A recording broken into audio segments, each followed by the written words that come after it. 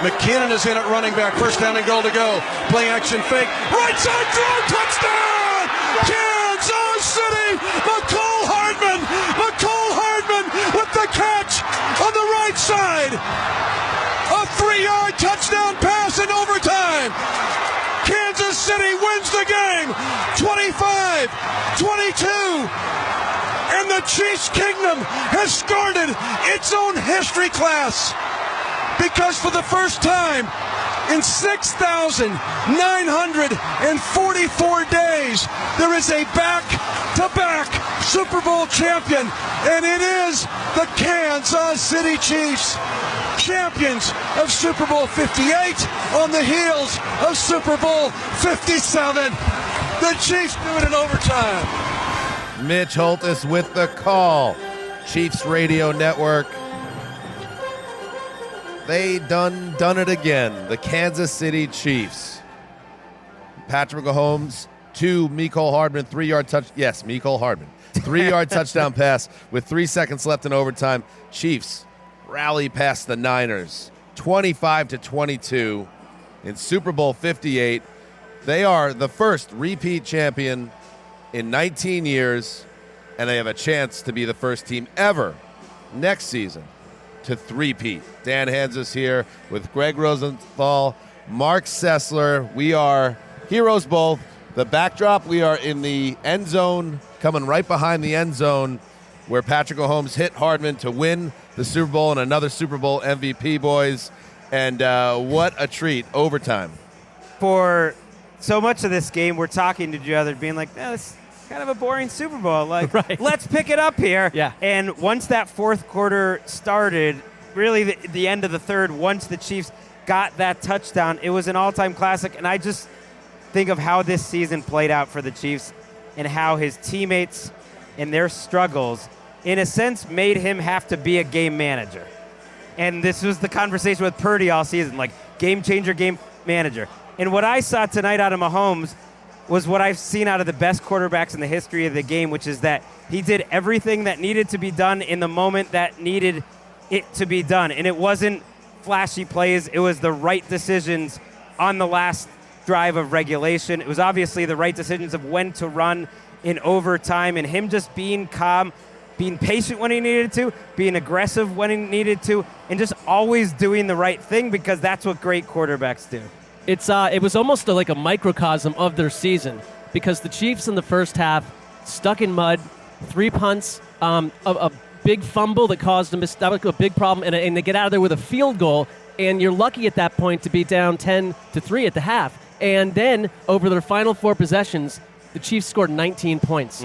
And it's sort of the way they closed their season in the playoffs. And I feel like it was just a year ago that we were in Arizona, and I was thinking to myself and saying on our Super Bowl recap show that there's this inevitable nature to Patrick Mahomes and to the Chiefs in general. And it's like, it happened again. And I can't help but flip the script and think of, like, my gosh, it happened again to Kyle Shanahan. It's the second time that the Niners had a 10-point lead on Mahomes. It's the 4th Super Bowl that Mahomes faced a 10-point deficit. He's won 3 of them. He did it again tonight. So there is this inevitable sense that the Chiefs will always find a way. And I know where you're coming from, Greg, when you call him the game manager, but I find it disrespectful because he's a game general. Nay, he's a game commander. He is someone that can do everything. If you need him to be smart with the football, nobody's better. If you need him to take risks and be a downfield gunslinger, he's done that in his career. When I say it, I just mean decision maker. I know. Decision maker. And you're trying to, and I respect where you're coming. You're trying to change the stigma a little bit of game manager. Sure. But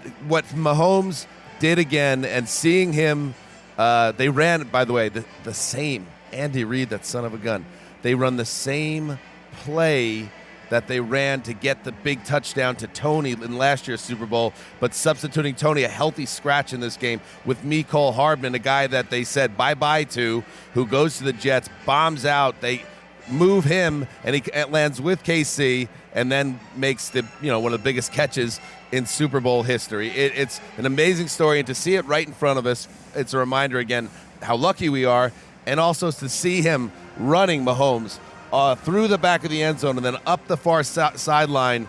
The first thing that came to my mind is this is the guy. I think when you look at what he's done now in 7 years, and I said this during the week at Radio Row, that this was such a huge moment for Mahomes and Reed, for them now to both get another title. It's unreal, and he's absolutely in the conversation, greatest of all time. I think he's 28 years old by kickoff next year. Yeah, and he had that incredible 22-yard run that called back the run he had against the Eagles a year ago. Mm-hmm. And the wide-open Mecole Hardman touchdown. This season, NGS noted that he had 8 more touchdowns to wide-open wide receivers than anyone in the game. It's like they are scheming them up perfectly. It won them the Super Bowl a year ago. It happened again today. And I'm with you. I just look at this team, and it's like the way at the half, Travis Kelce had 1 catch for 1 yard, and we were talking about the fact that he, marched up to Andy Reid with vitriol and anger and shoved his coach. It's like that seemed like it could have become the story of the game if they continue to melt. Instead, that feels like 14 years ago at this point. Right. The second half starts with them throwing a pitch to Pacheco, and they take a 12-yard loss on a fumble, and then Mahomes throws one of the worst passes of his career for an interception.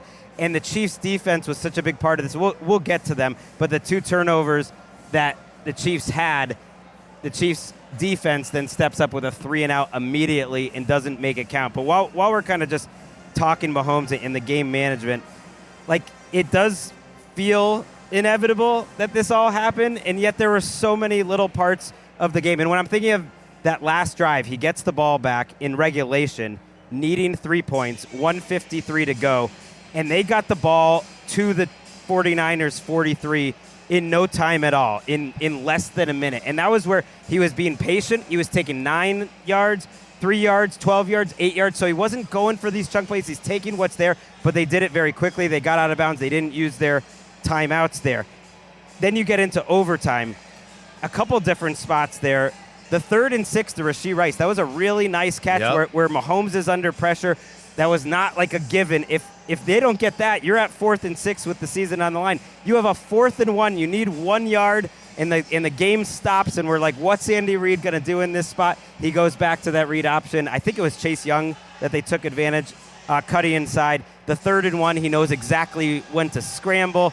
Just every decision, even the Kelce catch at the end of regulation that set up the chip shot. At that point, if they did not pick up that first down, that's a 50-yard field goal for Butker just to keep the game alive with some time there. And each time it's like those were the passes that are exactly on the money. That's why he's the best player I've ever seen. Next Gen Stats had an incredible stat on that Kelce reception, that catch and run, that he reached something about, I think, 19.8 miles per hour was the fastest he had run on a catch since 2018. And that is adrenaline. That's the Super Bowl. Awesome. That's just that, it's just a different world. And the fact that Mahomes, when you talk about and we don't want to overlook Tom Brady, and I'm sure there are Patriots fans yelling as they're listening, shut up about Mahomes being the best ever, because Brady won 7, and Brady had massive moments like this too, and that's true. So I really don't want to have that conversation, but I just want to point out that for Mahomes, the way he is so calm and collected in these spots, as Brady was, as Joe Montana was, that always sticks with me watching these games. There's not a moment of panic. Here is Patrick Mahomes on CBS after the game talking about where the Niners now are in history. And by the way, Patrick Mahomes, 7-0 in the playoffs over the last 2 years with 2 titles, and 15-3 in his remarkable career, 7 seasons in. So is it a dynasty now? Yeah, it's the start of one. We're not done. I know we're going to celebrate tonight, celebrate the Pride Wednesday, Kansas City, but we're not done. We got a young team. We'll keep this thing going. I'd also say that Mahomes has won these Super Bowls where it's not the same star-studded lineup in each of these victories. It's different types of teams. And I think you're right to call him a game manager in a positive sense, in that he had to be a different type of quarterback with different players around him this season. It's like their defense, I think, saved them in the first half, absolutely. It got them out of trouble, but it's like, look at who he's surrounded. If you were to pair these two teams and you were to put an offensive lineup of like the all-star team, it's like it's heavily favoring the Niners, and it's not favoring the Chiefs, and it doesn't really matter because Patrick Mahomes doesn't really care who's on the team. Right, and there's that one great throw he had to Hardman, which we had a great view. We watched this game in 2 different spots. We were in the auxiliary press box, which is basically up in the 3rd deck for the first 2.5 quarters of the game. Smashed together. Right, and that throw from that angle, actually, it was absolutely perfect to see that. Gorgeous. He had no business throwing that ball because Hardman's bracketed on both sides, but it's such an impossible throw, and Hardman makes a terrific play. But other than that, you don't think of like incredible athleticism in the way that we did in 2018 in his first season as a starter, 2019 when he won the Super Bowl for the first time. And that's why you think Mahomes is thinking, yeah, we're just getting started, because this skill set where he's winning up here along with that incredible arm he has is going to age well. Are you doing it? What? Hey, he's reaching the point in his career when the mental side That of is things actually is it. catching up with the physical. That is it. if And of that's course, true, Tom Brady's accomplished the most ever. Yes. But no one in the history of the NFL's had a first 7 seasons of their career like Patrick Mahomes. It's not even close. It's not an argument. It's the best start to a season any player's ever had we'll by see. far. We don't know. You never know. This could be the last time he's ever on the stage. That weirder things have happened.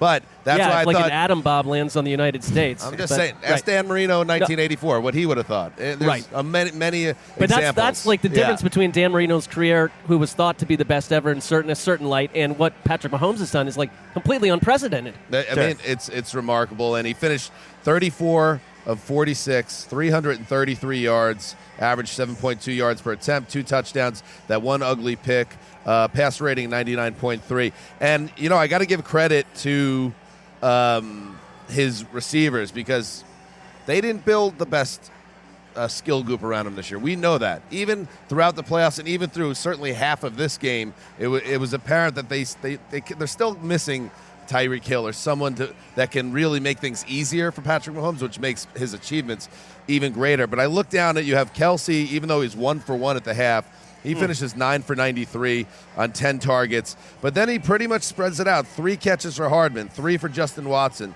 6 for 39 for Rashee Rice. Pacheco has 6 for 33. Noah Gray, 2 for 22. MVS, 3 catches. Jarrett McKinnon, 2.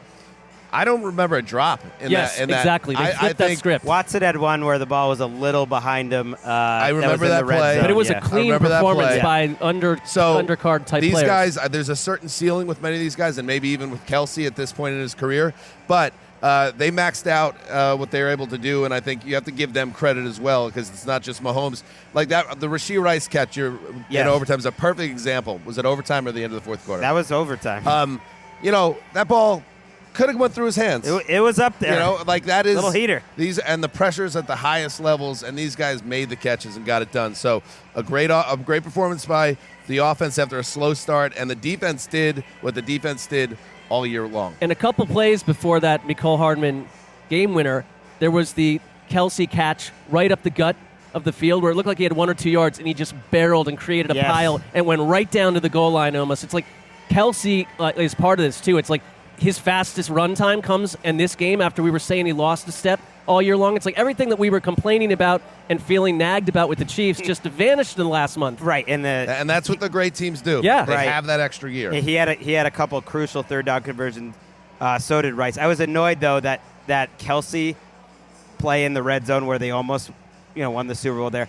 I had the phone up. We got a great spot. This Right. is a game. This is the game day morning spot that they taped at during the show. And I had my phone up for that play, and I was like, "Oh, this is gonna be amazing. Kelsey's gonna win the Super Bowl." That didn't happen. Then forgot to have it up for the Mecole Hardman Super Bowl winning play. I had it. And I'll send it to you, buddy. I got that you, hurt And just me. to correct you, it's the Around the NFL set where Game Day Morning filmed earlier today. Well That's done. a great Yeah. point. In So fact, there's in the back of my chair. There's a piece of tape that says "Rich" on it. If we could get Dan put over the Rich tape, I would appreciate that, Eric, over there in the corner. So you mentioned Spagnuolo, them doing it like they did it all season, and I think of a couple plays in this game for Spagnuolo to do what he did all season. 2 monster third downs. It's a 2-minute warning in regulation. It's almost easy to forget now. It feels a long time ago.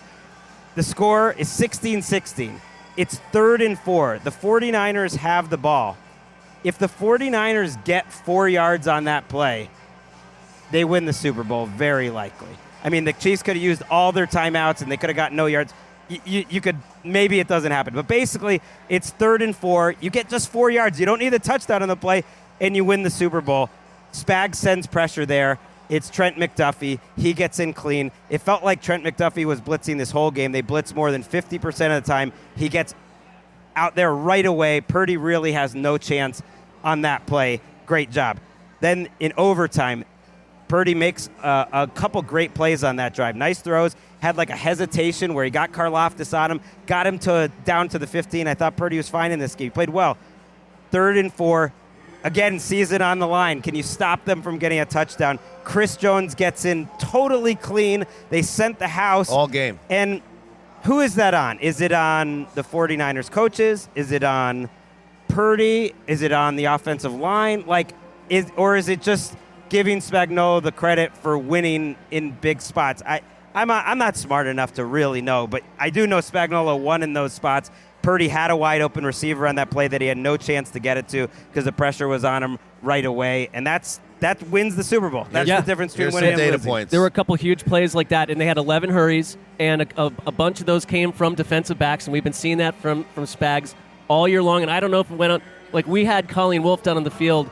The first person she interviewed was Spags, and it's like, by the way, this is like, I'm not calling it like, a Ryan moment with Ditka, but it's like he is the reason they got here just as much as the offense. And it still scratching my head why no one even sniffed around him as a head coach. When you talk about, and we can talk about this at the end of the show. I think it's a good way to.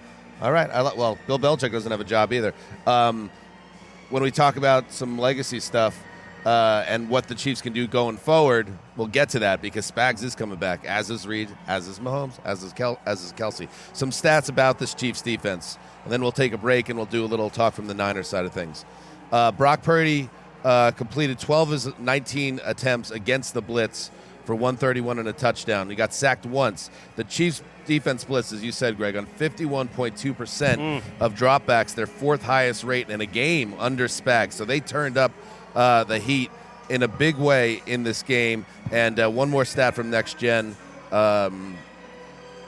The Chiefs' defense generated a season high 9 unblocked pressures in Super Bowl 58, all of which came on blitzes. So obviously the game plan was to get after Purdy, and I thought it was notable late in the game a couple times when Spags held back the Dogs. That led to some things that were fortuitous for San Francisco. 3rd and 12 in overtime. You're right. The holding. He didn't send it, and that helped lead the 49ers. Those numbers, they sound decent from Purdy. He avoided mistakes.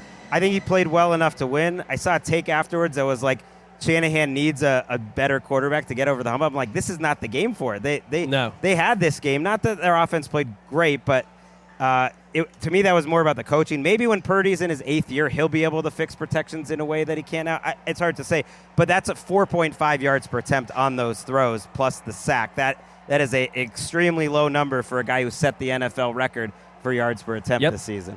All right, let's take a break, and when we return, yes, we'll continue to churn through and dig through Super Bowl 58. I look back on the field behind us, and there's still, I don't know, I'm going to say about 500 people littered on the field, confetti everywhere, but it's starting to die down. We had Taylor Swift out there. Wait, is that Chris Berman literally live on television on a set like 50 yards away from us, maybe even less than that? That's how close we are to being Chris Berman, for you to really be in the next Chris Berman. That's the goal in every way. I want to be Chris Berman. All right, let's take a break, and we'll be right back. 2nd and 10, Niners up 3-0. Purdy going to throw a double pass. Back to Juwan Jennings. A throwback across the field to McCaffrey. He's got it. 20, 10, 5, touchdown! San Francisco! CMC enter the Dragon, baby. 6 points on a trick play. Oh, man, better times for the 49ers on Super Bowl Sunday. Christian McCaffrey, the 21-yard pass from Juwan Jennings, he was shaping up as a potential Super Bowl MVP for a bit in this game. It didn't work out, obviously. That was the call from Greg Papa and Tim Ryan of KNBR. That play put the Niners up 10-0 in this game. And as Mark pointed out, that is a double-digit lead that the Niners and Kyle Shanahan in his career, it's haunting. And it's another haunting loss for the 49ers, another gut punch loss for the 49ers, who did a lot of things right in this game. But once again, when it was time to close the game out, when it was time to kind of put your foot on the throat of the Chiefs, they kept on letting them off the hook. They let them hang around, and eventually it got them beat. They did, and it's got to be gut-wrenching for Niners fans to process this because it's a team that went 3 for 12 on third down, and it really showed. I thought that they just didn't make enough of their opportunities to go into halftime up just 10-3.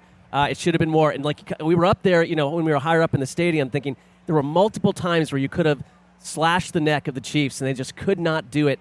And it's their defense, though, after a couple weeks of like the defense being the focal point and the problem, played a great game early on. They really did. And it's the offense, I thought, that came out. And you mentioned, is it coaching? What was it? Because it's not just on Brock Purdy.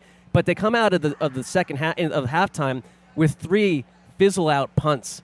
And it's like that's where, in that intermittent time, the Chiefs started warming up. And I want to point to one moment, too, late in the game where it was actually in overtime. I want to ask your opinion because it's that 3rd and 4 play where Purdy is pressured on his pass and it's incomplete. It's a Chris Jones pressure that I think absolutely sets up a Shanahan moment for the ages. Let's listen to that call. McCaffrey comes in motion. They fake the jet to him. Purdy throws it hot and overthrows his receiver, incomplete. Big-time rush, Chris Jones. Jennings was the intended receiver, but Purdy had to just get rid of the football. And now what does San Francisco do? This is interesting at 4th and 4. And so, Chris Jones, team-high 6 pressures on the game. A game changer right there. I mean, that's today's NFL. It's then 4th and 4 on the KC9, and they kick the field goal, which is a very Shanahan lever pull right there. And part of me was like, wait a minute, you could leave the Chiefs on their 9-yard line if you go for it and you don't get it. But do you not just go for it and sink a knife into the Chiefs' heart right here, and instead they go for the field goal, and there's plenty of time left for the Chiefs to come back at that point. Right, that's OT, and it really brings up this idea that I think in the analytical community would be the rule book, which would be you would defer in overtime, and that's so that you kind of know what the other team does, because the playoff overtime rules are different than regulation. Each team is guaranteed a possession, even if you give up a touchdown. And so in that spot, you'd almost love to know if you needed a touchdown or not. Now, he could have been bold and just gone for it. I'm with you, because what are the odds we're going to, stop the Chiefs anyways? We need touchdowns. And one of the reasons they were in this game is because Kyle Shanahan did a very un-Kyle Shanahan move, and he did go for it on 4th and 3, down 3 points. That blew my mind. And I know we're living in a Dan Campbell world now, and this is supposed to always be, the bot says you go for it. But it takes a serious amount of onions. I got to give I thought it was the wrong move, but they have a 4th and 3 at the Kansas City 15 with 12:46 to play. They're losing by 3 points in the Super Bowl, and they go for it, and they draw up the play that they treasure most, and it's the safest play in their mind, the play that will absolutely get it done, and it was Brock Purdy to George Kittle, who was quiet this game and exited in overtime with a shoulder issue for 4 yards. They pick it up. That sets up the Juwan Jennings touchdown. Let's listen to that touchdown by Jennings. Purdy in the shotgun. McCaffrey left. Jennings outside of Ayuk right. Juszczyk and Kittle are tight left. Purdy back. Purdy throws. It is caught by Juwan Jennings. Breaks a tackle. Touchdown! San Francisco! The savior, Juwan Jennings. The savior. What a dart versus tight man coverage. And Juwan is able to shake loose of that first tackle, reignite, and then punch it into the end zone. And that was one of the multiple chances, both early in the game where it was like you could have really jumped out to a dominating type lead, or late in the game where it's kind of in your hands now. And in that case, you're now winning because you took the chance and you're rewarded with the touchdown. You're winning in the 4th quarter of the Super Bowl. It's closeout time, and yet time and time again in the San Francisco 49ers history in the last 15 years, they just can't find a way. Well, and we were in the end zone for this, and I recorded that Jennings touchdown thinking, now that's an interesting moment to have on tape. But then I press pause and stop recording, and the PAT is blocked. Yes. That makes it 16-13 when it would have been, then you're forcing the Chiefs to go score a touchdown at that point. And I don't want to get on Moody, because Moody also, for a brief time, for about an hour and a half, had the all-time record for longest field goal before Harrison Butker bested him. But missing the PAT getting blocked there, immediately you're thinking, how does that happen? And it wasn't like a breakdown in the blocking. It was a low kick. A PAT has to go higher. So that's Moody, who, if you listen to this show, under the radar X factors was the kicking game and how that would potentially play out. Instead of being a 4-point game, being a 3-point game, really set the table in a lot of ways for everything that happened after. And San Francisco mistakes, and Niners fans know it. It was really, as someone, again, it's always bittersweet going to these Super Bowls because I always think about what it would be like if my team was ever here and how stressful. I had this knot in my stomach being 10 feet away from a largely 49ers contingent. And you could say, people could say, oh, the 49ers fans, they've had so much to celebrate. And they have had a lot of success, but we're going on over a quarter century since they won a Super Bowl. You're like a 35-year-old. That's what I mean. You haven't seen anything. Any of that.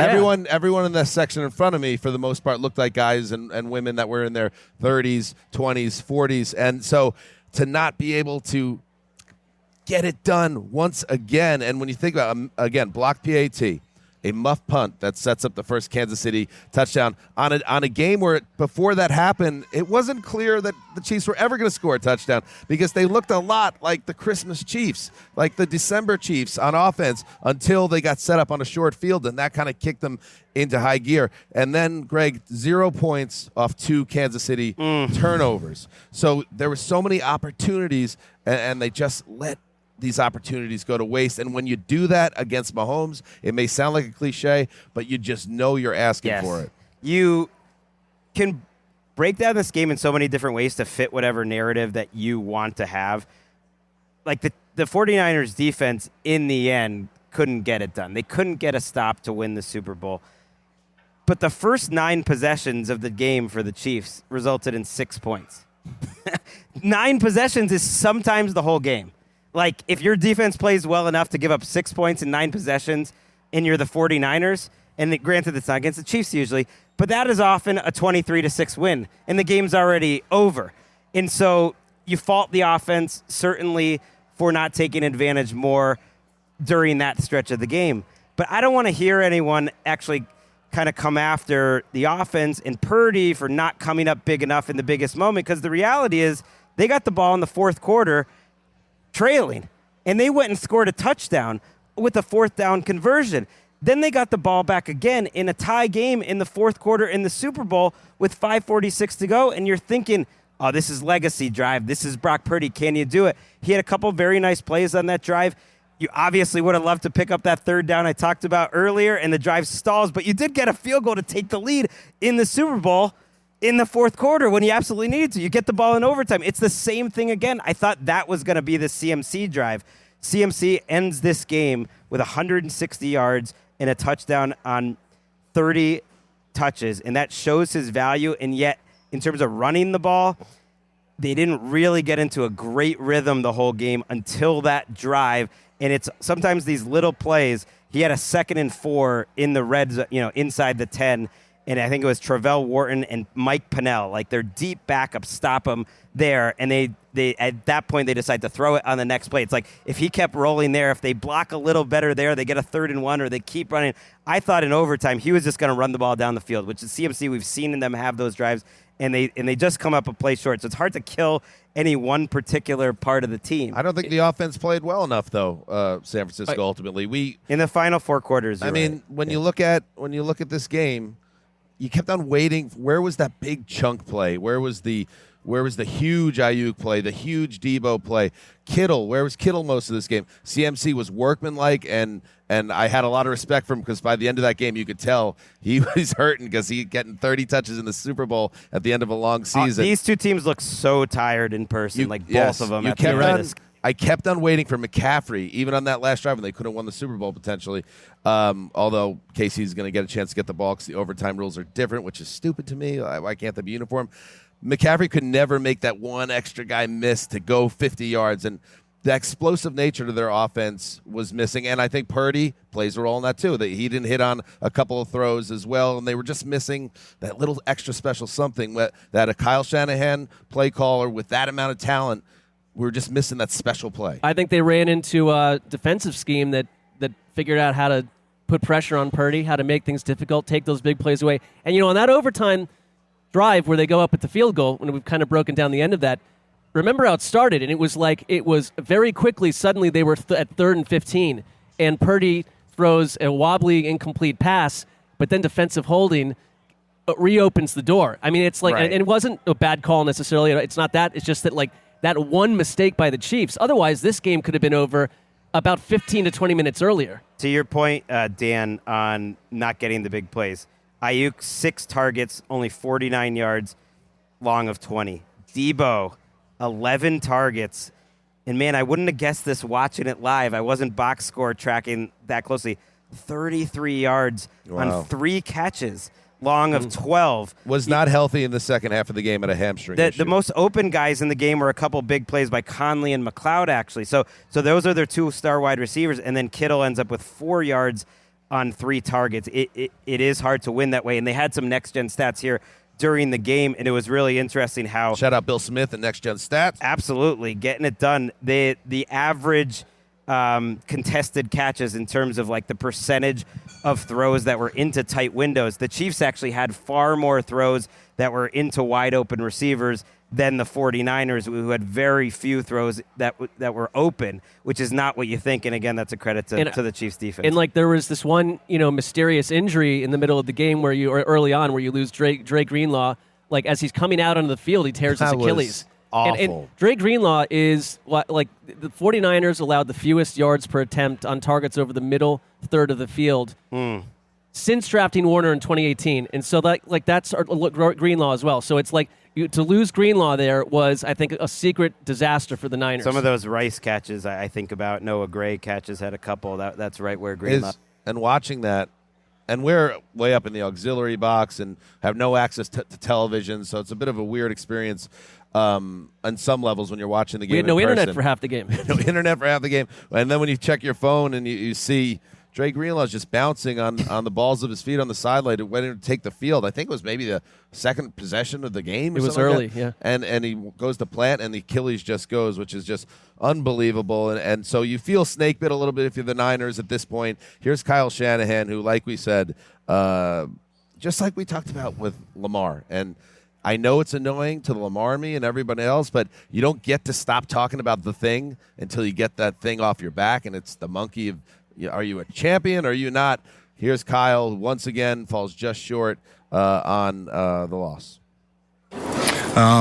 We all hurt. Everyone knows how it feels, and don't have a lot of words for it, but obviously we're hurting. Our team's hurting, but that's how it goes when you put yourself out there. I'm real proud of our guys for no regrets with our team. I thought our guys played so hard today. Not everything was perfect by no means, but I'm going to lose with a group of guys. It's do with those guys anytime. And we'll take some time. We'll get over this and come back next year ready to go.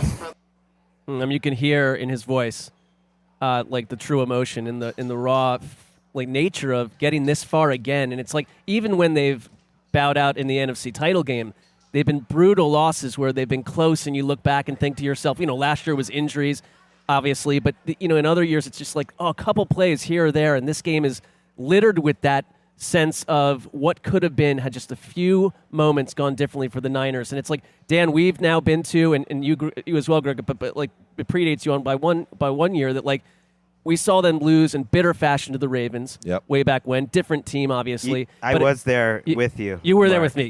You guys it was a space. It was that's that. A few weeks ago, you actually had Wes there with a very distinct memory with Wes there. Wes not there. Yeah. But I was there with you. Don't that turn was my 50. first. I knew it. I was thinking all these vivid memories from that Don't turn weekend. 50. Yes. We had great time. But we were, the one we a couple years ago against the Chiefs. It's you're up by 10 late in the game, and then they lose, and then Corona happens, and you're back here, and you can change everything if you're Shanahan. It's his third. To flip it with Mahomes, it's the third time he's been up by 10, whether it's a coordinator or a coach, and there you go. Here's more sound. Here's Shanahan on why they decided to take the ball first, considering the new playoff overtime rules. It's just something we talked about with, that none of us have a ton of experience of it, but we went through all the analytics and talked with those guys, and we just thought it'd be better. We wanted the ball third. If both teams matched and scored, we wanted to be the ones who had the chance to go win, and We got that field goal, so we knew we had to hold them to at least to a field goal, and if we did, then we felt it was in our hands after that. Doesn't really answer the question. I honestly think that it's going to be one of those things, and I forget who was the team. I want to say it was the Patriots, and then everyone just started deferring at the end of games. I do think people will start to do that in playoff overtimes. Not that you're going to have a huge sample size. It just makes too much sense. I'm not going to kill Kyle Shanahan. I don't think it's the difference in this game. You could have made an argument that it helps the defense get a little bit of a rest. Certainly that Chiefs defense looked tired on that drive. But I do think it was an advantage for Kansas City. Like, look, they had a 4th and 1 in their own end. Does Andy Reid definitely go for that? Probably if it's the first possession, but no, he knows he needs to get a score in that drive, and it helped them out. All right, let's take a break, and when we get back, we'll dig into more about this game, what we saw, and what it means for these teams going forward, and everything else. Do some housekeeping. Stay right there. More talk coming up next. I'll tell a quick funny story. Please. I threw a touchdown to this dude at the end of the game. And he looked at me, and he had no idea. I said, dude, we just won the Super Bowl. And then he said he blacked out. He had no idea. I was like, bro, because he didn't even celebrate at the beginning. I'm like, what are we doing? Well, I think you were talking about, okay, it's time to celebrate now. There it is, NFL Network. Chris Rose with the interview. Mahomes. Why does this always happen? Why I feel like this happens like every other year. Major sports moments in different sports, and guys achieve greatness and don't even know like the game is over. Why are the rules so unclear? Well, I'm also people? surprised that there wouldn't have been a conversation in the huddle like we can win this right now if we get this thing done. Like it was just that conversation obviously done, but we were watching Mecole Hardman make the catch, and it is absolutely true that in live action, like his body language was like, great that I scored a touchdown, but there's probably more to go in this game. And it's like, no, the game is over. And then like suddenly everyone's running towards him. You could see the reaction. It was just like probably a pretty like amazing feeling when they're like, bro, it's over. We just won the Super Bowl. It's like, oh, and you cool. just won. Notable. You just caught the game-winning touchdown in the Super Bowl. How is it all you processing all that? It's like in the course of 5 seconds after all that. No matter what happens for the rest of your life, Mecole Hardman, you could be happy that you got traded back to the Chiefs or whatever happened for a disastrous. For the rest of your life, you will be game-winning. And by the way, spare me all the mentions. It's so fun being a Jet fan, by the way. All the mentions like, I can't believe you let that guy go. He is comfortably on the teat of the greatest quarterback who's ever lived. So good for him. Bully to Mecole. I'm happy for him. Yeah. But the idea that we let a great one get away, it's great that Mecole is back with the Chiefs because that means he's back with Patrick Mahomes, who's allowing them to have great moments. What clown is wasting their time tweeting that at you? Have you ever been on Twitter? No, I have. It's a terrible place. It's a wretched world. Yeah. I think Mecole being the type of guy who didn't know it's the end of the Super Bowl when he just won the Super Bowl is like one of the reasons he might not be. If you love that joke, how about like the 400 bozos that sent me the joke last Thursday? Oh, wait, so a guy almost dying on the field isn't as hard as coming back from playing quarterback for the Jets.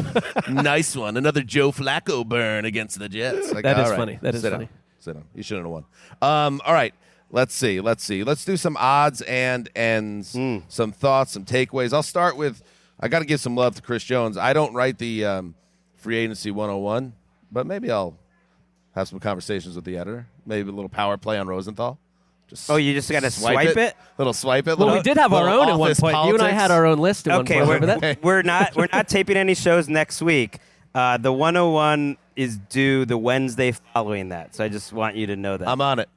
A little Palace intrigue. I'm coming for the 101. But Chris Jones will be the number one player on that list. Chris Jones, when it's all said and done, whether it's Kansas City that signs him, I don't know how they – listen, I never try to figure out how a salary cap works, but if you have a $500 million quarterback, I don't care how the contract's spread out. Chris Jones, I think, is going to be the highest paid defensive player in the history of the sport when he gets his deal, right? And if not, he'll be very close. It'll be about it. And he showed you in this game why he'll be worth every penny because he was a constant menace. We talked about the play where he might have saved the season with his pressure of Brock Purdy. Time and time again, he was ruining you were watching. One of the cool things about being at the game, you could kind of get the all 22 in real time, and there were multiple plays where it felt like Purdy, if he just had that extra beat, was going to hit some of those big plays I talked about were missing, and they were missing in large part because Chris Jones is an absolute menace to society and just getting after in the backfield. So I don't know what his final numbers were. It wasn't like one of those he had 4 sacks or anything, but that's why it goes a little deeper than that. He was constantly in the backfield and making plays. When you look at the Chiefs' playoff wins over the last 4 years, in almost all of them, Chris Jones made some massive play on third down to end a drive to win the game. To me, he's like a rich man's Donta Hightower, who always stepped up in the absolute biggest spot. Like, he was a good player that went to a great player in the playoffs. Chris Jones is a great player that goes to like a first ballot Hall of Famer in the playoffs, and that's what he'll probably end up being now because of everything he's done in the regular season, but especially in these playoffs. And it's like that's one reason I, as we head into the offseason, Yes. and the narrative's changed and what we focus on changes. Last September 11th, he ended his holdout. It's like I don't know why I spent 5 minutes talking about his holdout. There's no way he was not going to play for the Chiefs I this kind of year. remember us we were pretty smart about how we handled the Chris Jones holdout. We didn't waste a lot of we were, but it's just still, conversation about it's still a conversation point. Here's a stat point backing up how dominant he was, even if it didn't register in certain categories. Per Next Gen Stats, again, Jones generated a team-high 6 pressures on 35 pass rushes, 3 of which occurred in under 2.5 seconds. So just Purdy snaps the ball. He's not even to the back of his drop, and he's already being swarmed and almost maimed by this fearsome player who's one of the best in the league. An all-timer. Like Andy Reid. I thought it was really interesting that Kelsey immediately started talking three-peat after the game. It crossed my mind. Could Kelsey retire? Sometimes this season he's moving slowly. He's getting up slowly. Forget that. And Reid obviously made it clear that he's not going to. And I know numbers. As did Clark Hunt after the game. That right. he was, what did he say? That was my that was one of my sandwich props, I think. Oh, no, it wasn't. No, it was my hot prediction for NFL.com that Reid or Kelsey would retire. It's like, bury that prediction. Clark Hunt, quote, fully expects Andy Reid to return. And Reid's not going to pass Belichick or I don't know, Lombardi in terms of Super Bowl titles. I don't know. But if he wants to coach for a long time, he can make a run at the wins. And considering the influence he's had on offenses in this league, I mean, he is getting pretty high up there in the greatest all-time coaches list. Yeah, I was going to mention him too because it kind of reminds me. There's different versions of Andy Reid, the same way we talk about like Tom Brady and Bill Belichick in different eras of their career. And it kind of reminds me of like when you were a kid and you learned that like Abraham Lincoln lost 8 elections before and failed at business twice before he finally won. And it's like Andy Reid went 20 seasons before winning a Super Bowl. And so it's like I'll flip it around and I'll look at Kyle Shanahan and say, it's like, how do you come back from this? And it's like, Kyle Shanahan keeps getting there, and it's tough to come back. And like, there's going to be a lot of questions about like what they do and what happens with Brock Purdy and all that stuff. I think he absolutely, to me, is the dug-in starter. I want to hear a lot of nonsense around that. But Andy Reid, like, you go back to some dark times with the Eagles and was essentially like escorted out by the Eagles in the end. Goes to Kansas City, and like, look where we are now. Well, there's so many people everywhere you look. Every time you turn when you're at Super Bowl weekend, it's somebody that you watch on TV or have been watching your whole life. Sal Paolantonio of ESPN we shared an elevator up with him up to the auxiliary box here in the stadium this morning, and I told him that I had a memory, and Sal's been covering the NFL forever for ESPN. He covered the Eagles. He was kind of their reporter during their McNabb glory years. And I remember like a cold January, them throwing to Sal when they had lost multiple NFC title games. And they were trying to get over the hump, and he was trying to explain, how important it was for Philadelphia and Andy Reid to finally get to a Super Bowl, which they did. They lost to the Pats. But that was Reid's legacy for a long time, that he got close but couldn't get over the top, and now all he does is get over the top. So you say, like, he's not going to catch Belichick? Belichick has what, 6? Yeah. Okay. I'm just saying he's halfway there, and he's got a Patrick Mahomes who's 27 years old. Fair. Stranger things have happened. That's all I'm going to say. And if you don't have Patrick Mahomes, maybe you do retire. I mean, now it's like, why stop doing this at all? You never know. This is a random odds and ends, but just being live, the British TikTok guy was right. We got to do something about these kickoffs. The whole stadium is so live, it suddenly goes from all this noise to like this great hush. We were right before the opening kickoff. It's so tense, and it's just like, oh, here's a play that doesn't even count, and then there's like 45 seconds of just fucking around. It's like such a waste of time. Easy. Overtime is going crazy, and we're all excited. Like before overtime, the 49ers fans are going wild, and then they line up for the kickoff, and oh wait, here's a play that actually doesn't count unless it's take a 45-second break. It's bad. It's legit bad for the sport. They got to eliminate the kickoff, or they got to change back the rules to make it happen again. I like Greg. I like Greg has found a new campaign. I like this. Yes. It's a fresh and if you new eliminate campaign. the kickoff, you might as well not call it football anymore. You got to have kickoffs, and you got to talk about. You want to talk about something kind of parallel to this? They ruined the onside kick, and I know, and this is where people are like, tisk, you don't support player safety. It's like, calm down, first of all. These guys coming at you, too. Get off your soapbox. Okay, White Knight. Get off your shiny horse. I don't want to hear it. It's one thing to promote player safety and try to figure out ways to make the game safer, but if it comes at the expense of the product in the obvious way it does, like the kickoff and how it's drawing energy out of the game and it makes the game worse, maybe there's another way to go about it. And I'm fine eliminated. Just start at the 25-yard line. At least we'd have a play. Then we're all right. Why don't we just make it arena football? Let's make There's it 150 yards. There's something the field. like visually arresting about it. I mean, right. the stadium came to a hush, and I thought that, the stadium experience, like, this is an incredible stadium, and it's really well Very nice organized. facility, yeah. But one comment I thought, like, by halftime, and I get the fans didn't have a lot to cheer about, and it got really loud at the end, but it just seemed almost not Super Bowl-like to me. The first half. I think the game was herky-jerky early on. Not a lot of scoring. There's extra commercials. But I felt the same way. And I thought, and you had a DJ here, DJ Eric, our resident club head. It was Cascade, no DJ. You like DJ. Cascade? Where does he rank on your DJ power rankings? I'd give maybe top 10 for me personally. Did you go out this week and hear any? No, I had an sets? invite to the Gronk beach party. Didn't make it to that. Right. But that's too busy to go to. Yeah, it was a Gronk busy party, week, guys. Busy week. I was, head in the. Robert's killed it this week, but I was talking to Eric. We did a walk around the upper deck here. Yeah. Before the game started, and Eric was telling me about his club days, which we can't get into too much detail. Yeah, Cascade, very good DJ. Top 10 for me, but not my style of music. I was going to. Well, we didn't get Tiesto. No. And that's a shame. Tiesto had a, quote, family emergency. Yes, which I always assume is something other than that. A little less intrusive than the Rams DJ. Oh, that's yeah. SoFi could take a note or two from this. Screaming in your ear every 5 seconds. I felt like there have been in recent Super Bowls buildings that were going a little harder, but I think the game flow had a lot to do with that because in the second half and overtime, the place was got rowdy. going off.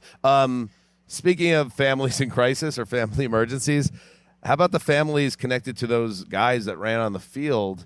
How do you get onto the field in the Super Bowl in 2024? I'll tell you why, though. I think you can because it's not like there was insane security down here. And like he came out on the sort of back corner end a little bit, right? Hold that. Did notice that they weren't checking to go down to the seats. I have more thoughts. Here's Kevin Harlan, who has the iconic.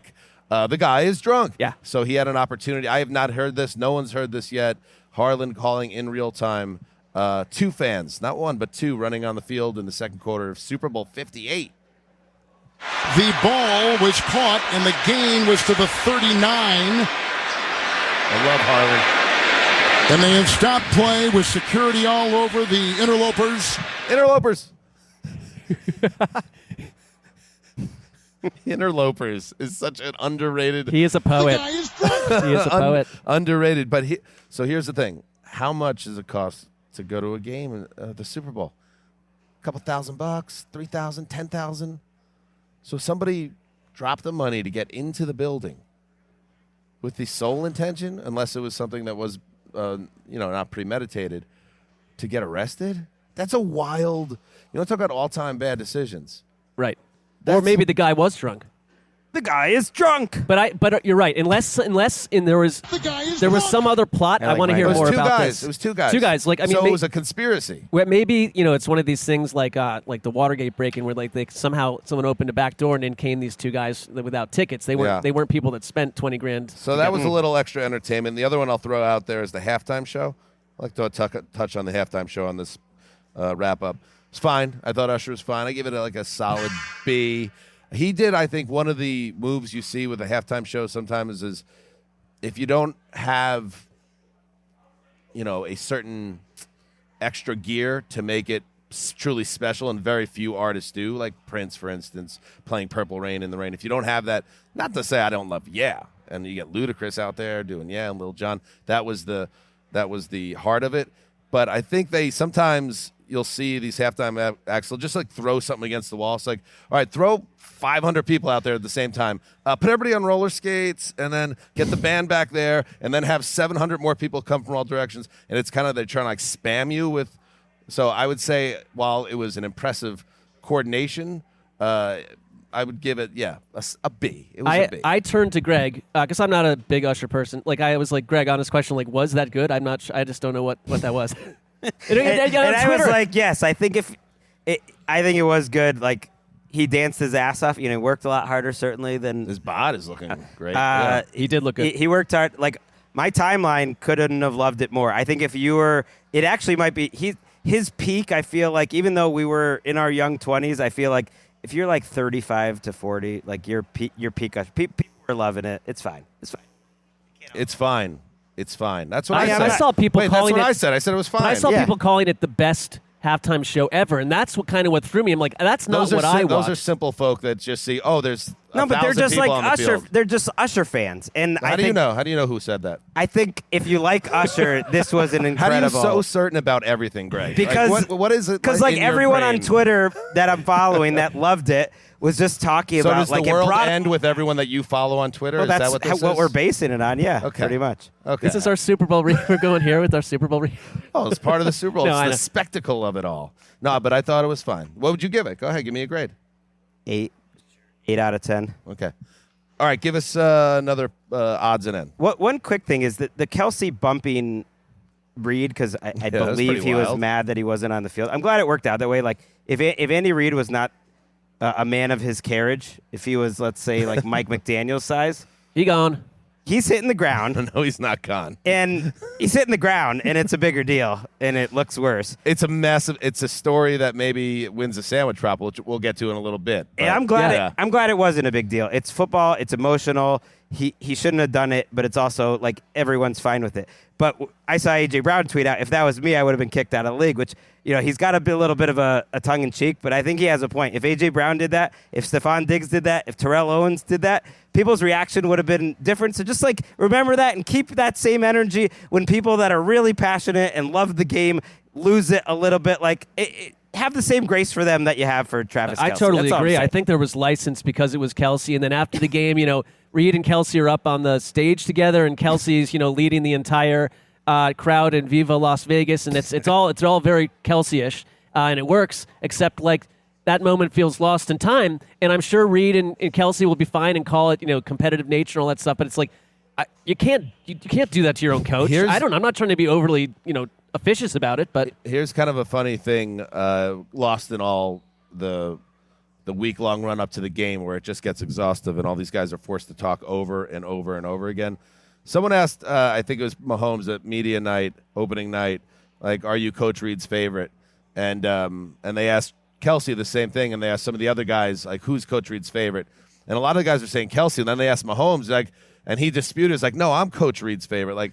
And he pointed out it was almost like the usually it's the younger brother, but in this case it's the older brother that just gets away with murder. He doesn't put in, and Mahomes, to make his point, was saying he always shows up just in time. I'm in the building for hours before he gets there. He's always acting up, and he talks too much and all this stuff. Travis Kelce it's kind of spoken out loud around this. He's kind of a pain in the ass, but because he is who he is, that also leads to him getting grace. So yes, it's a good thing Andy didn't take a spill, or that would have been a huge story. And I don't know how the TV feed handled the Taylor Swift thing. I'm sure there was a lot of it, but I did enjoy the moment when she they go up to her, and there was a lot here in the stadium. She's just chugging a beer like a pro, and I mean, she's with the right boyfriend for that, because he can do that as well with quite a bit of skill. Who's Jason Kelce is in our hotel. Right. He walked out. Probably there right now. Oh my God. No, he's going to the Chiefs party. True. When in Once Upon a Time in Hollywood, when you see the Margot Robbie character, Sharon Tate and Roman Polanski returning to LAX, and it's the slow motion, kind of tracking shot of them, and they're the most fabulous couple possible, and it's fame personified. That's what it looked like being right behind Jason Kelce leaving the hotel on the way to get in our car to come to the stadium. The guy is a rock star. Like, who has enjoyed a better run in terms of celebrity than Travis's brother, really both Kelce brothers. And we saw their producer and our former producer, TD, in the lobby, and that was a nice thing, too. So I guess we're connected. We are. It's going to be a tough time for them when we create one of the larger upsets in media and win the iHeartRadio Sports Podcast of the Year, knocking out the Kelce brothers. That's Super Bowl III, if we could do that. So TD, he was our producer back when we played that clip with Chris eating the softball pants back in the day. So he went and got all that the meal. It all connects. All right, let's take one more break, and when we come back, some final thoughts, and we'll go over our locks and our sandwich props. Chiefs Kingdom! Yo, hear this?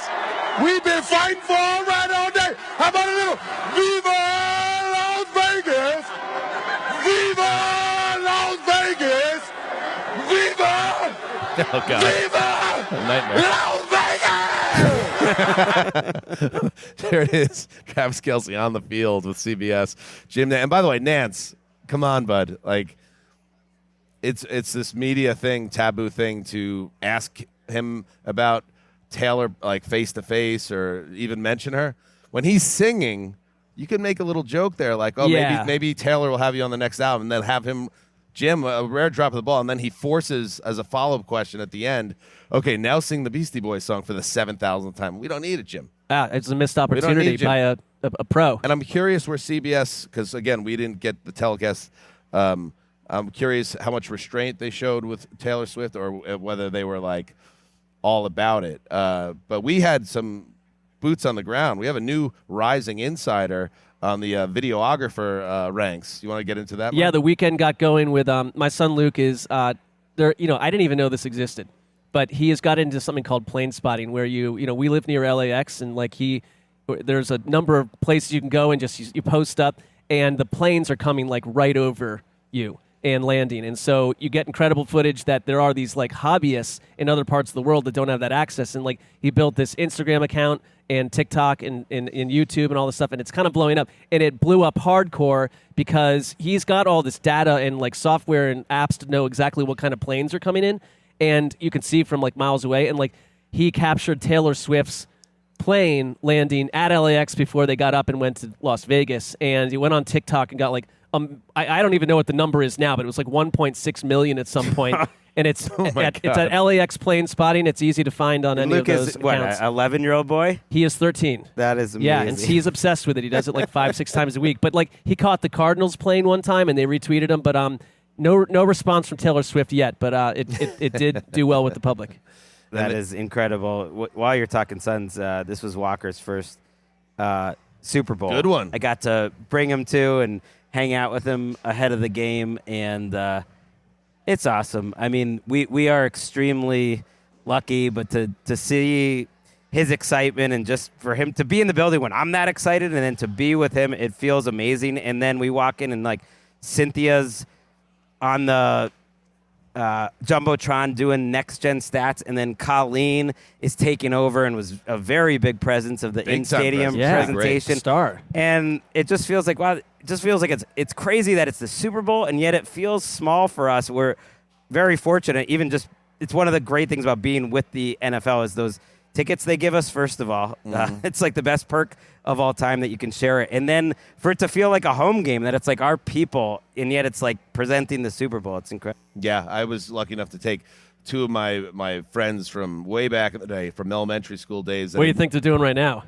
I don't know. It's a long day. Super Bowl's a long day. Yeah. So they're back at the hotel probably, and I'll find out. We're going to be heading back ourselves in just a few minutes. But I've been able to now to take all my best buddies from New York, both my parents, my in-laws, brothers, sisters. It's been it's to share this experience, this Super Bowl, not just the game, but the whole weekend and being in the city. It's not for the meek of heart in terms of financially. It's crazy expensive, everything around the Super Bowl, and especially here in Vegas. But if you're a football fan, if you ever get the chance to experience the Super Bowl once, it's unlike anything else. It's so fun to share. Although with maybe other don't do people. the Vegas one if you're trying not to spend as much money as What do we possible. think about Vegas as the Super Bowl host? It'll be back. It'll be in the Well, that rotation. I didn't doubt, but what did we think about it? They handled it all well. It's all intense for our selfish purposes. It's like, it's tough to get a coffee or a breakfast for like less than $40 or like a 30-minute wait. So that's a bit of a tricky spot. But to me, it all ran well and like it just makes sense. I thought it was run really well, and it's like it at least with like from a reporting angle. Like I don't even know what it's like to be a fan of these things at this point. But like you go from A to B to C to cover various things, and it was good. Relatively easy to do that. I just think in general, like staying in Vegas for like 6 days is not a great plan as a human. Not for long-term health or living a long life. All right, I thought it was good as well. It was Saturday. The gridlock was out of control. So, yeah, there are elements of it that are just kind of a pain in the ass. But I thought the city was really well equipped. And it was kind of the thing that I realized when I was thinking about it last night was the energy of everybody wanting to have the best time possible and being in a really good mood is kind of the energy if anyone has ever gone on a guy or a girl trip to Vegas with your friends and you're in that same headspace. So you're taking that type of headspace and then bringing the Super Bowl, which is kind of the similar thing, and adding it up. It's kind of like endorphin-wise, it was steroids. Intense. It was like as Super Bowl-y, Vegas-y as it gets. It was a little intense. Yeah, I was walking the lobby like after 2 a.m. last night, and the place looked like it was 5 p.m. Like, this is an absurd, right? It's an airport, strange, basically. Airport beautiful, mentality. horrible, insane place. Everything rolled together. It's the American experience. All right, let's talk about our locks. Greg, you have finished a incredible season, and I just want to say congratulations. I mean, I believe where did we finish? You locked up the Chiefs. I did lock up the Chiefs. As did I. And I think you finished the season 18-4. Does that sound right? 19-4, I believe. That's by far the best record of all time. It simply has to shatter anything else. 18 weeks and then what? 4 rounds of playoffs? 5 playoff weeks. I got one playoff wrong for sure. Start off. Unbelievable. That's going to be tough. You want to talk about? You did repeat as champion. Good for you. You're going for a three-peat as well. You're the Chiefs. Yes. Congratulations to you. I closed famously incredibly strong after a slow start, and I think people will remember that. I think I finished after being 2 games under more than halfway through the season to end up where I did. Really, a lot of people are talking about it, one of the great comebacks ever, to finish in second place, I believe. Mark, you made a different type of history. Yes, you want I to did. get into it? Yeah, I mean, I was informed at one point that this was like a month and a half ago. I had notched 9 wins. And it was like, just to let you know, I mean, of course, you're probably going to continue to win a couple more games here. That 9 would be the lowest win total locks of any season. Yeah, and if you think about it, we've been doing locks for 10 years or something like, and there's always been, there were 4 or 3 people involved, so that's many, many, many participants if you think about it. And I never won again. I finished with 9 wins. I don't even know how many losses. For the playoffs is. For the playoffs. That's kind of hard to do. I think from that angle, it's crazy too because I think did you have the Lions? And they had that big lead, and then you have the 49ers. They have big lead, so it just keeps. Yeah, I would say from another angle, another point of view, it's impressive also. It's impressive. Go ahead. People are talking about this too, Dan. And people are talking. I will say that there was that quiet storm intensity in the first half of the game. I could really feel you, Mark, needing the 49ers to win and Brock Purdy to fulfill his destiny as an all-time story. But you've been a pro and a trooper, and you haven't taken that into the podcast. I mean, we have Jay on our production team who his entire family is from the Bay Area, and he had to pretty much be on his feet working, turning away from the game during a lot of it. And he is a hardcore Niners fan. This is his whole family, and they melt down in a sad fashion, and like he just goes right about his business. That's the pro over there. Yeah. Great shout out to Jay and everyone behind the scenes, led of course by Eric and Matt Schneider. And the whole team that's made this thing go this weekend and this week in Vegas. Mark, you're a class act. That's all I can say. Finally, I agree. Let's hit our what were our sandwich props. A lot of onion hangers. I could tell you mine. I said Kelsey goes over 200 yards, wins MVP, I believe. And when he was 1 for 1 at halftime, I was thinking to myself as I was walking to go to the bathroom at halftime, I was like, it's almost harder, like in terms of what are the odds? Are the odds better that he goes 200 yards or that he could actually finish a game with 1 yard? But anyway, he ends up having a nice second half, but he doesn't approach 200 yards. So I am out multiple sandwiches. Well, it's all going to even out. I have a feeling. I was not close with my Pacheco. We didn't mention him. He ended up with 92 yards from scrimmage in 24 carries, 24 touches, including 6 catches, 2 fumbles. A couple times were live. You could really tell he took the wrong angle, didn't have good instincts, almost seemed a little tight. Didn't you also, like a couple weeks ago, inform America and Points Beyond that was the most solid Vegas option out there? And Pacheco? Yeah, just in general, Yeah, so that did not work out well. Only 1 fumble. Didn't bring out the why rainmaker, so the brand doesn't take a hit. Smart. Yeah, keeps so winning. that's but still, Pacheco also cost you sandwiches in yours, Mark? Well, another absurd defeat. I said that some sort of event would occur because it had been too quiet in Vegas. That something would happen NFL related that would become a kind of story that we track for the next 3 or 4 months, and know right away this is going to saddle us for I didn't take you up on it because I felt it in the air too. Something would happen this weekend. Man, if Andy, God forbid, he trips on his feet after Travis bumps him and he breaks his hip, that would have been huge. That's it. Yep, that would have been massive. Or if Taylor Swift was jumping up and down celebrating in overtime and Ice Spice falls out of the luxury suite. We're cooking. We got to win. That would have been it. But we didn't get the win. And Ice Spice though, Greg, is safe. Greg likes rap. Any other final thoughts on the game and where we? It is incredible to and as annoying and maybe repetitive as this Chiefs dynasty coming on the heels of the Patriots relentlessly getting to the stage. It literally is one ended and the other just started. It's a little Packers bit quarterbacks. It wouldn't be the worst thing to have a few years where things get mixed up, and then if the Chiefs really do have the goods the way the Patriots did, then they can maybe come back in a few years after the league gets let's mix it up a little bit. But at the same time, there's I remember I was young, but it was when I was first becoming a football fan. It was the Niners, and I know the Patriots, they went for a three-peat as well. But the Niners, I remember when they won back-to-back in the late 80s, and they had a chance against the Giants, the NFC title game at the Stick, and they lost, I believe, a 2-point game on a Matt Barr field goal late. That ended their three-peat hopes. It is almost impossible, and I think they won the next year after that. It is almost impossible to they didn't actually. Washington. Yeah, did. Yeah, it's almost impossible to win 3 in a row. We were talking, Greg, off mic, which I don't know why we would ever do that. We should always talk on mic. That it can't happen, right? They can only go down from here at a certain point, and yet they could. There's a path to this team getting better if they make a couple of moves. Sure, but the weight of it, and we'll have all offseason to talk about. I think the weight of trying to get that third. There's a reason why no one's ever done it. Trying to get a fourth in how many years would it be? 4 and 5. 4 and 5. 4 and 6. Whatever it is, that's something the Patriots were. I think the weight of it is really.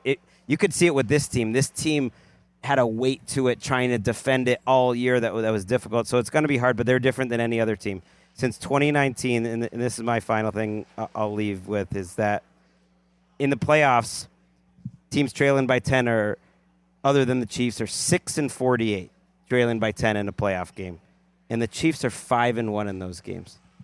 I mean, they can do it in any sort of way, but they can do it in a very particular way that you get up on them, and it's just never safe, and they're so complete. And this was a different type of team, and that's.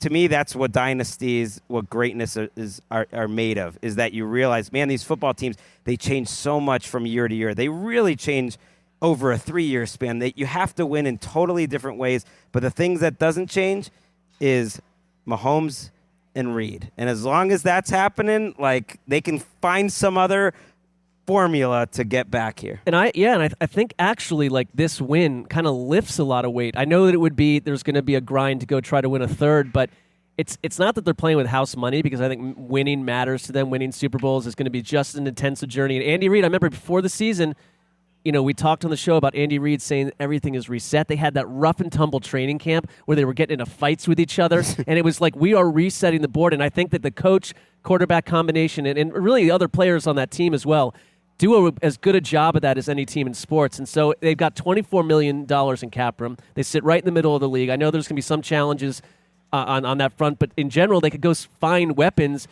around Mahomes. You actually went and did this with a low-octane offense. What happens if you go add like a true starting X wide receiver that brings back some of the playmaking ability around him? But start with Chris Jones on the other side of the ball, because you take him out of the picture, Spags is not going to have near the same success. So there's challenges ahead, but we should know not to doubt the Chiefs, who are back-to-back champions, and they are the bad guys now. When they ran out of the tunnel here, it sounded like the old Patriots glory days, the way teams would, the fans would fill up and get on Brady at these Super Bowls. But they loved it. In fact, they were underdogs in each of their last 3 playoff games, won them all, and Patrick Mahomes was asked about being an underdog, and he said on the field, just know that the Kansas City Chiefs are never underdogs.